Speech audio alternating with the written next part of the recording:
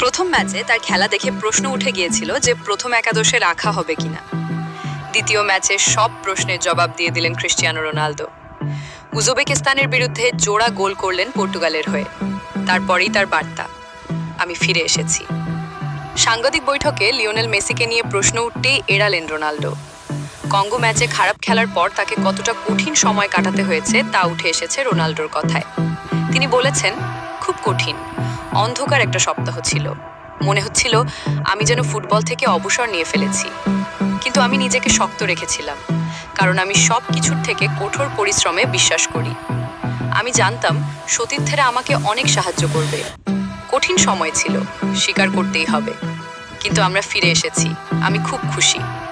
6টি বিশ্বকাপে গোল করে বিশ্ব রেকর্ড করেছেন রোনালদো, তার কেরিয়ারে আরও একটি মাইল ফলক। তবে সে সব নিয়ে ভাবছেনই না রোনালদো। বলেছেন, রেকর্ড ভাঙতে সবসময়ই ভালো লাগে, কিন্তু আমার গোলে দল নিজের লক্ষ্য ছুঁতে পেরেছে। দলের কঠোর পরিশ্রম এবং নিজেদের আত্মবিশ্বাস ফিরে পাওয়াই আসল লক্ষ্য ছিল।